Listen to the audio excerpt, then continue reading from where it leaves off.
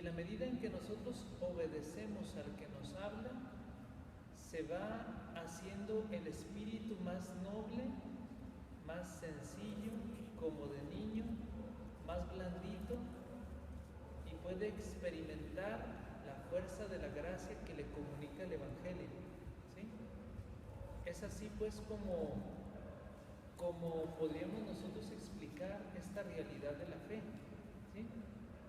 Porque nadie puede experimentar verdaderamente si no tiene como cimiento algo de esa humildad que Cristo nos invita a poner en práctica.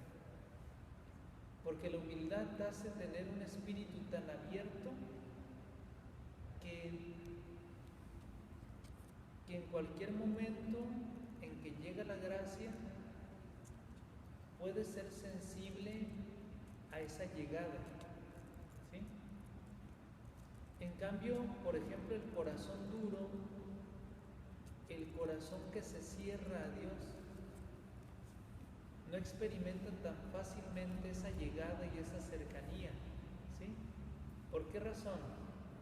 Porque es como esa piedra que aún, ya decía en cierta ocasión, aunque esté debajo del río y que el agua le inunde, pues por dentro está totalmente seca y dura, ¿sí? Eso puede suceder con nuestros corazones, porque aun cuando Dios nos envuelva, nos inunde, nos abrace, esté con nosotros y nosotros no lo experimentamos, no lo sentimos, ¿sí? Porque a veces nos cerramos. Sin embargo, ya cuando el corazón se ha adentrado en las honduras de la experiencia espiritual, ya Dios puede disponer en cualquier momento de esa gracia y te la quita. Pero no te la quita para que, podríamos decir, para que no sigas en esa santidad, sino te la quita para que por tu plena y libre disposición, con convicción y con decisión lo sigas. No por los dulces que Él te da, ¿sí? ¿Qué es lo que ha sucedido con muchos santos? No sé si ustedes se han fijado cuando van a un encuentro, cuando acuden a una experiencia de Dios, llegan muchos maravillados. Yo sentí, yo experimenté, yo viví. Podríamos decir, Dios les dio el dulce de la gracia para atraerlos hacia sí. Pero ya cuando el espíritu va madurando, Dios de repente dispone de su gracia, la quita, la da en el momento que Él quiere, ¿sí? Esto para que el espíritu madure y se haga más férreo. O sea, que independientemente de si siente bonito, de si no siente, sigas adelante, ¿sí? Esto es lo que enseñan los maestros espirituales, como San Juan de la Cruz, que habla de las arideces y sequedades, ¿sí? Cuando ya el espíritu está adiestrado, o podríamos hablar en un término pues, un poquito más grosero, como ya está domado, ¿sí? Ya está amaestrado, ¿sí? Para que Dios pueda libremente quitar o poner, el espíritu ya es tan dúctil, es decir, tan suavecito, tan blandito, que independientemente de lo que Dios le envíe, el espíritu permanece fiel en lo poco o en lo mucho, ¿sí? Como el caso del Padre Pío, como el caso del mismo San Juan de la Cruz, lo que relata en sus escritos, seguramente eso lo vivió, por eso lo pudo escribir. Pero si nosotros leemos las cartas del Padre Pío, descubriremos que la experiencia espiritual, a la vez que se siente el consuelo de Dios, a veces se siente el desconsuelo y el abandono. Pero eso es lo propio de la vida espiritual, ¿sí? Aquí no siempre vamos a tener esos dulces de Dios. Cristo mismo desde la cruz nos lo enseñó. Dice, Padre, ¿por qué me has abandonado? ¿Sí? No sé si más o menos me di a entender. Sí.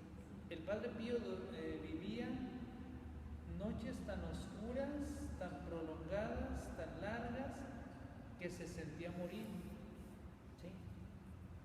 El santo cura de Ars también vivía noches tan prolongadas, tan oscuras, tan llenas de tinieblas, y sin embargo Dios le daba esa fuerza para resistir, ¿no? Ataques interiores, exteriores, de todo tipo, pero él seguía, ¿verdad?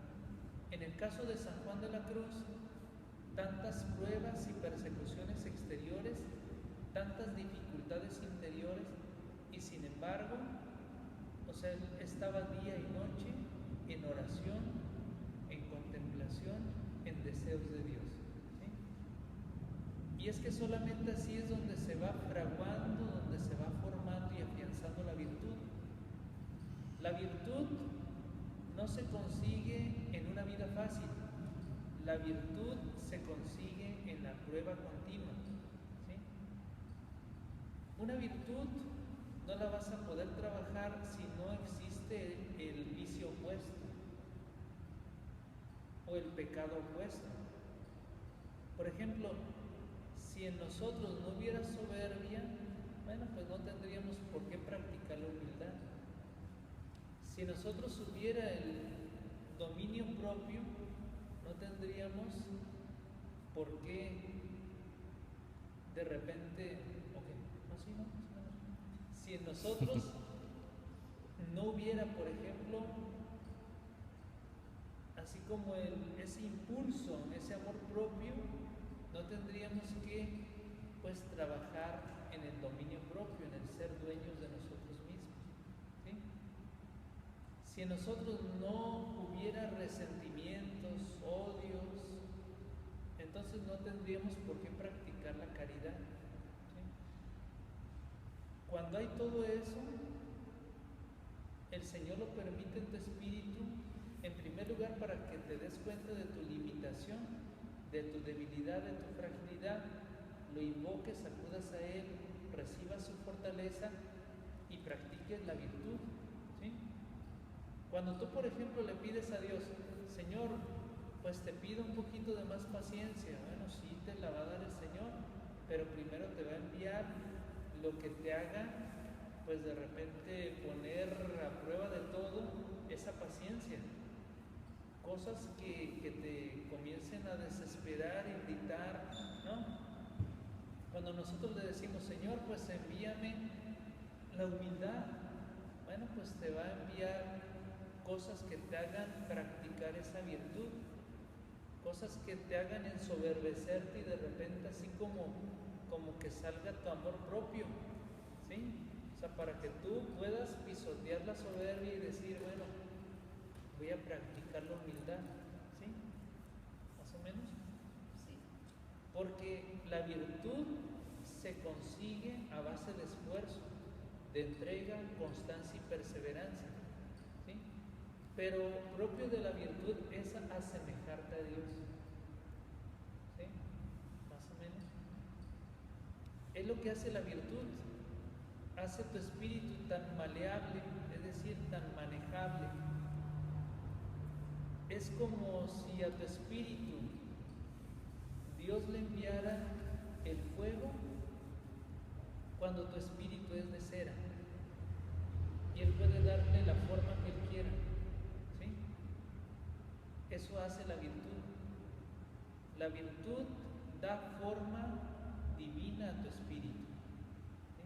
Por eso no hay nada que te asemeje más a Cristo que la humildad y la mansedumbre.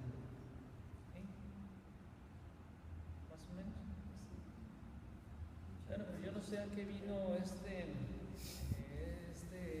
explicación, pero pues ya nos salimos un poquito del tema, pero al final de cuentas pues estamos pues dentro de la temática, ¿verdad? Muchas gracias. Sí. Muchísimas respuestas. Sí. Bien. Bueno. Usted échele mucho. Usted sigue en su sueño. No se Es que don Chuy aquí está en el airecito.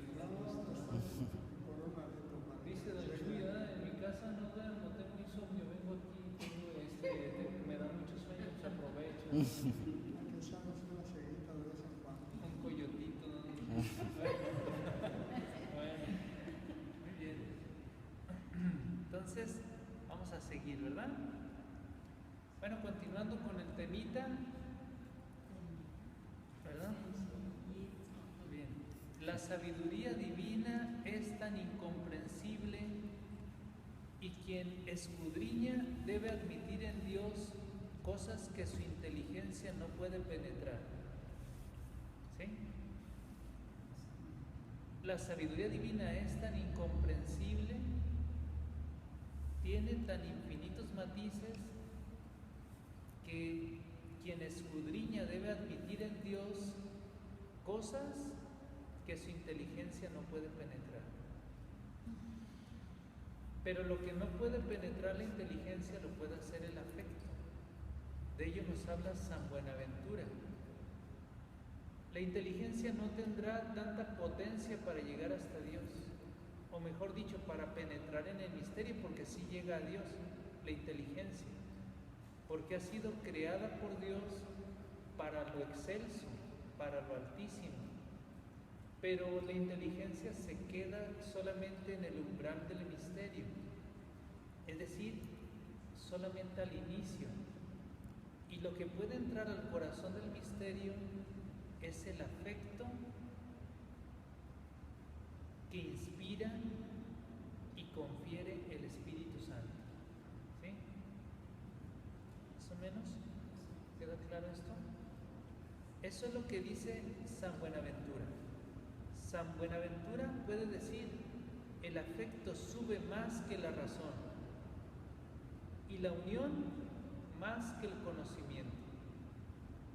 Me explico. El afecto sube más que la razón, ¿sí? Y en segundo lugar, la unión más que el conocimiento. Te da más conocimiento de Dios unirte a Él que querer abarcarlo con tu inteligencia, ¿sí? Por eso hay quienes, como ya explicaba de San Francisco, hay quienes no han tenido tan amplios y profundos estudios de Dios y sin embargo conocen tan íntimamente el misterio porque viven unidos a aquel que les da la posibilidad de conocerlo de esa manera. ¿Sí?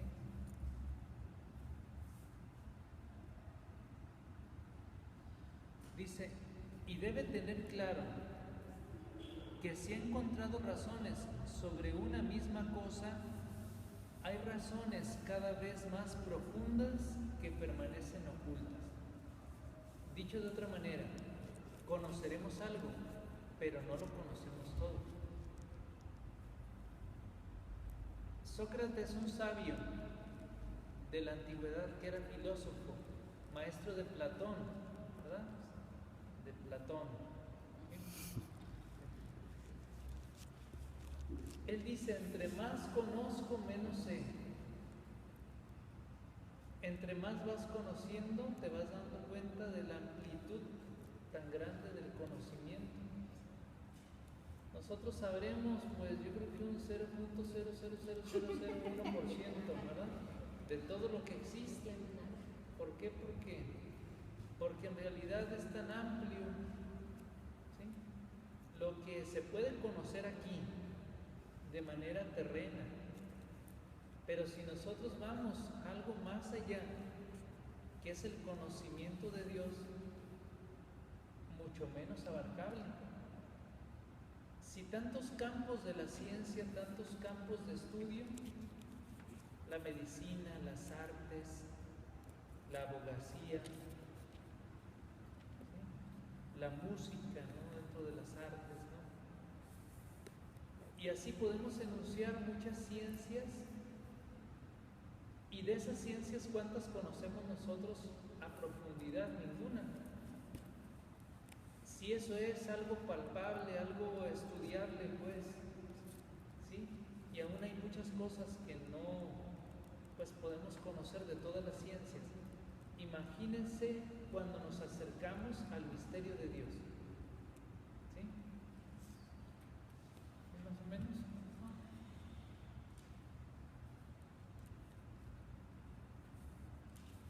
Por eso aquel dicho, pues, de este filósofo, dice: yo solo sé que no sé nada. ¿Sí? Yo solo sé que no sé nada, ¿verdad? Yo solo sé que no sé nada. Pues sí, después de haber contemplado todo lo que era posible conocerse y que no conocía, bueno, pues solamente puedo decir, bueno, yo solo sé que no sé nada. Y yo creo que eso es lo más honesto y lo más humilde, ¿no? Pues reconocer que nosotros no sabemos, ¿sí? Yo creo que es lo más propio. ¿Quién puede saber muchísimo en la actualidad? Usted. No, pues más bien, por ejemplo, el Papa Benedicto XVI, ¿sí? Papa San Juan Pablo II, o sea, son los que, pues podríamos decir nosotros que han sabido, porque han penetrado algo del misterio de Dios, ¿sí? Los más actuales. Sin embargo, aún ellos se quedan años luz del infinito misterio de Dios, ¿sí? Un ser humano no puede comprender en su totalidad la grandeza de lo que se nos revela. Tantos siglos de acercarse a la palabra de Dios, y de un mismo texto siguen sacando comentarios y comentarios y comentarios, y de una sola cita, de una sola frase, de un solo versículo, a veces se escriben libros y libros. Y a una misma escritura se estudia en cuanto a su semántica, la filología, ¿no?, que es el estudio de las palabras, ¿sí? La cultura, la historia, ¿sí? El estilo, los autores, el siglo que se escribió, cómo fue ese siglo, y el sentido espiritual, ¿sí? Tan amplio, en realidad, imagínense, ¿no? Tanta amplitud, y en realidad nosotros, ¿qué conocemos? Por eso hay que inclinar la cabeza en reverencia ante Dios, ¿sí? Es lo mejor. Y no queriendo nosotros, pues, abarcar la profundidad del misterio, pues solamente conformarnos con lo que Dios quiera revelarnos, y que eso nos baste para conseguir la salvación, que al final de cuentas es lo más importante, ¿sí? Lo más importante no es saber de todo y de todos, sino lo más importante es conocer lo esencial, grabarlo en el corazón y vivirlo, ¿sí? Eso es lo más importante. Buscar con seriedad nuestra salvación y la de aquellos que viven con nosotros, contribuyendo con algo, ¿verdad? Aunque sea con un granito, ¿sí? ¿Más o menos?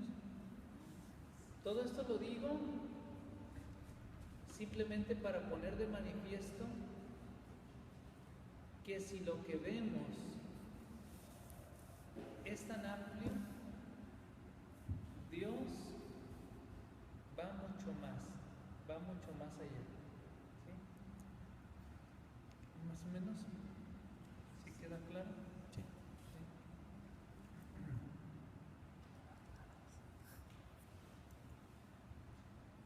Pero también afirma San Anselmo, dice San Anselmo, a pesar de lo dicho anteriormente, ¿verdad? A pesar de aquello que hemos dicho anteriormente, también hay algo muy importante que nos dice San Anselmo.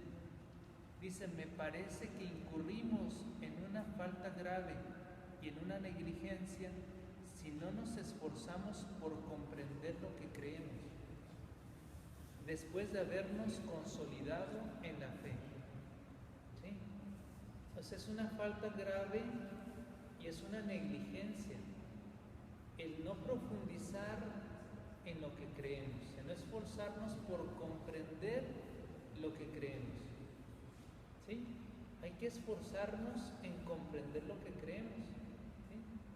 Porque la ignorancia es fuente de muchos males. Pero cuando nosotros nos vamos instruyendo y vamos conociendo, vamos amando cada vez más nuestra fe y descubrimos la belleza que hay en la iglesia en la cual nosotros creemos y que ha sido fundada por Cristo. ¿Sí? La belleza nunca se puede percibir y descubrir desde fuera de la fe, sino desde donde nos encontramos nosotros, desde dentro. ¿Sí? Desde dentro es donde podemos nosotros conocer esa belleza de la iglesia, porque por una parte es santa y por otra es pecadora. ¿Por qué es santa? Porque Cristo la fundó, Él que es santo. Pero ¿por qué es pecadora? Por aquellos que la conformamos.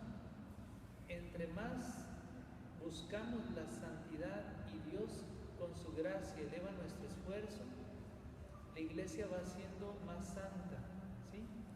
Porque va adquiriendo un mayor esplendor de acuerdo a aquellas piedras vivas de las que habla el apóstol San Pedro en su primera carta en el capítulo 2, cuando dice que nosotros como piedras vivas vamos siendo introducidos en la construcción del edificio de la iglesia. Esas piedras vivas somos nosotros, que vamos conformando esta edificación. En la medida en que más santos somos aquellos que la conformamos, más vamos dándole al rostro de la iglesia ese esplendor. Pero entre más pecadores somos, pues va decayendo ese esplendor de la iglesia. Porque la iglesia no es algo abstracto, es algo muy concreto, porque tú eres iglesia. ¿Sí? Tú eres la iglesia. Tanto cuando nosotros estamos en comunidad, en asamblea y elevamos nuestras plegarias a Dios, formamos sí el cuerpo de la iglesia, el cuerpo de Cristo. Pero también cuando tú estás solo ahí en tu trabajo, también ahí eres iglesia. ¿Sí? Así como si yo, por ejemplo, dijera, yo aquí en el templo pues soy sacerdote y allá afuera soy como uno de ustedes, pues en realidad sigo siendo yo sacerdote, ¿verdad? No porque salga ya no voy a ser sacerdote, ¿verdad? ¿Sí? Sino donde quiera que yo me encuentre, voy a seguir siendo lo que soy. Así, cada uno de ustedes también, donde quiera que se encuentre, esté en la iglesia, esté en su casa, esté dormido, ¿verdad?